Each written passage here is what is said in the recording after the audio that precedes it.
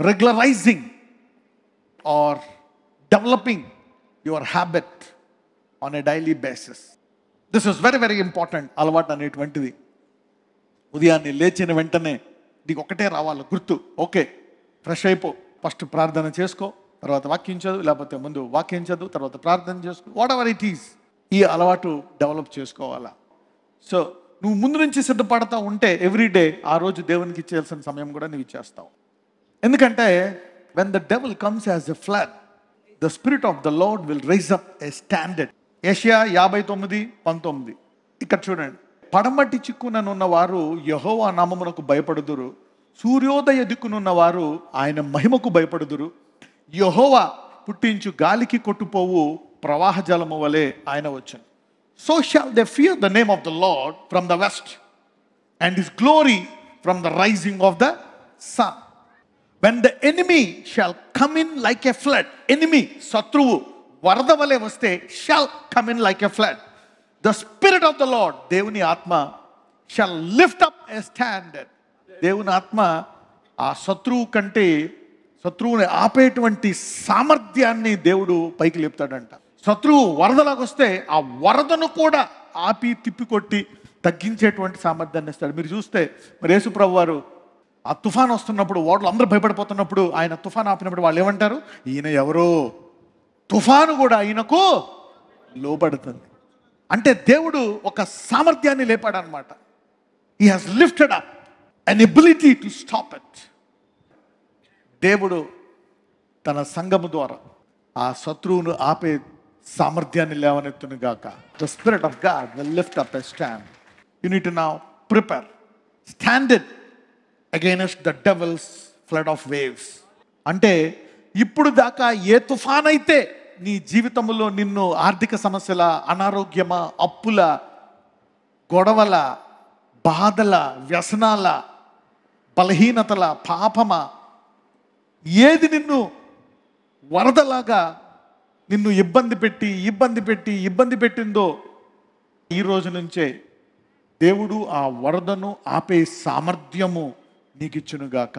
ఈ రోజు నుంచి మీ విశ్వాసము దేవుని పట్ల అధికమవునుగాక. శత్రువు ఎదగని, ఎంత బలమైతే అంత ఎదగని. కొండ చుట్టూ 40 సంవత్సరాలు తిరుగుతున్నప్పుడు మోషే ప్రార్థించాడు, ఏంటయ్యా మా జీవితాలన్నీ ఇలాగైపోతున్నాయి, మనిషి బతికితే 70 లేకపోతే 80, అది కూడా అంతా ప్రయాసమే, ఆ మన్నా తింటున్నాం, తిరుగుతున్నాం, ఇలాగే నడిచిపోతుందా? కానీ దేవుడు వాటిల్లో, మరి ఈ ఎడారిలో, ఈ అద్భుతాల్లో చూసి పెరిగినటువంటి ఒక తరం ఉంది. ఎవరు? పిల్లలు. సో కానాను వెళ్ళారా, పిల్లలు వెళ్ళారా? పిల్లలు వెళ్ళారు. అయితే కొత్త నిబంధనలో పెద్దోళ్ళు కూడా వెళ్ళొచ్చు. ఎందుకో తెలుసా? పరిశుద్ధాత్ముడు పాత తిత్తును కూడా కొత్త తిత్తుగా చేయగలడు. In the new covenant. ఇప్పుడు ఇవన్నీ నెరవేరాలి నీ జీవితంలో అంటే ఆత్మీయ అలవాట్లు నీ జీవితంలో ఉండాలి. ఏముండాలా? ఆత్మీయ అలవాట్లు. Set spiritual goals. ఆత్మీయ సంబంధమైనటువంటి గురులు పెట్టుకోండి. ఇప్పుడు కొత్త తిత్తుల్లో కొత్త ద్రాక్షరసం పోయాలా, పాత తిత్తుల్లో కొత్త ద్రాక్షరసము పోయకూడదు అంటున్నారు. అయితే అది యూదులకి, ఎందుకంటే వాళ్ళు మారడానికి సిద్ధంగా లేరు. యేసుప్రభు వారి యొక్క తప్పు పట్టుకోవడానికి ఆయన్ని ఎలాగా కించపరుద్దామని చూస్తున్నారు. కానీ ఎవరైతే మారారో పరిశుద్ధాత్ముడు ఏం చేస్తాడంట చూడండి. ఈ చర్మాలు ఉంటాయి, చర్మాలు అన్నమాట, ఒకలాంటి చర్మాలు. ఆ చర్మాల్లోని ద్రాక్షరసం పోస్తారు. అప్పుడు ఈ ద్రాక్షరసము ఊరినప్పుడు ఈ చర్మం కూడా ఊరుతుంది. ఓకే, ఆ తర్వాత కొన్ని రోజులు, సంవత్సరాల తర్వాత చర్మం గట్టిగా అయిపోయిన తర్వాత ఇక ఊరదు. అయితే ఇప్పుడు ఆ ద్రాక్షరసం తీసేసి మళ్ళా ఈ చర్మం సాగిపోయి గట్టిగా అయిపోయిన దాంట్లో మళ్ళీ కొత్త ద్రాక్షరసం పోసామనుకోండి, కొత్త ద్రాక్షరసం ఊరుతుంది. ఇది ఊరక ఏమవుతుంది అంటే ఇది పిగిలిపోతుంది. కానీ ఈ చర్మాన్ని మళ్ళా నూనెలో నానిస్తే ఆ ముందు ఉండేటువంటి మృదుత్వం వచ్చేస్తుందంట ఆ చర్మానికి.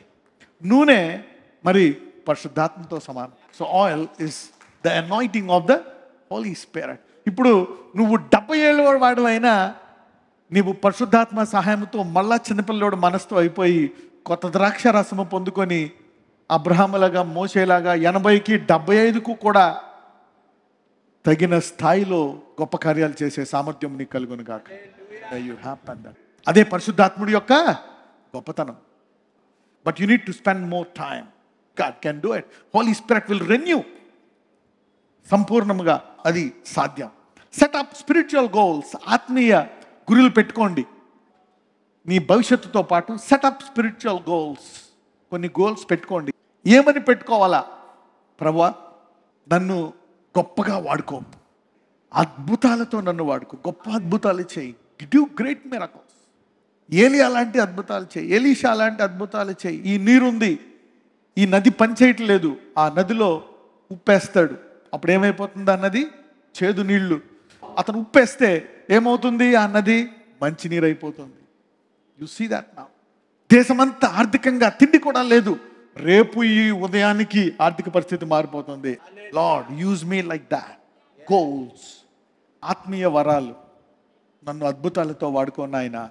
ఏలియా లాంటి అద్భుతాలు నాతో చేయి, మోషే లాంటి అద్భుతాలు చేయి, యేసు ప్రభువారు లాంటి అద్భుతాలు చేయి, పేతురు లాంటి అద్భుతాలు నా జీవితంలో చేయి.